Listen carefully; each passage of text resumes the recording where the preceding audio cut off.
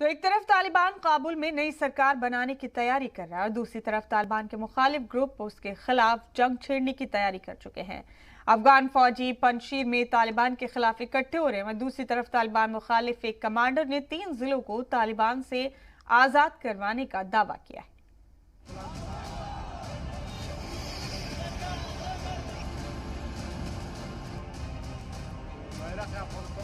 एक तरफ काबुल में काबिज है तालिबान, जिसके कंट्रोल में अफगानिस्तान का 90% इलाका आ चुका है। दुनिया मान चुकी है कि अफगानिस्तान में तालिबान जीत गया और अफगानिस्तान की सरकार के साथ सुपर पावर अमेरिका भी हार गया। लेकिन अभी अफगानिस्तान के कुछ लड़ाकों ने तालिबान से हार नहीं मानी है। ये लड़ाके तालिबान पर पूरी ताकत से पलटवार को तैयार हैं। एक तरफ पंजशीर में अमरुल्लाह साले की क़यादत में मुखालिफ गुट तालिबान पर पलटवार के लिए तैयार है। दूसरी जानिब बगलान सूबे में तालिबान मुखालिफ कमांडरों ने कई जिलों को तालिबान के कब्जे से आजाद करवाने का दावा किया है।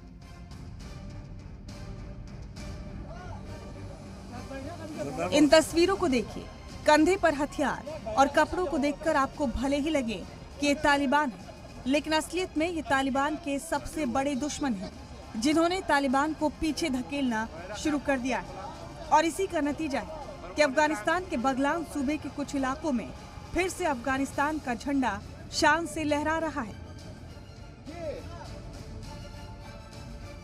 अफगान मीडिया के मुताबिक तालिबान मुखालिफ कमांडर अब्दुल हमीद ददकर का दावा है कि बगलान सूबे के 3 जिलों को तालिबान से आजाद करवाया गया है।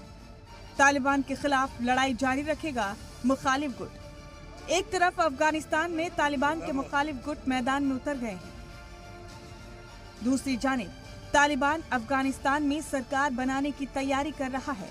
लेकिन तालिबान के सामने अभी चैलेंजेस खत्म नहीं हुए हैं। अगर मुखालिफ मजबूत हुए तो तालिबान के लिए अपना मंसूबा पूरा करना आसान नहीं होगा।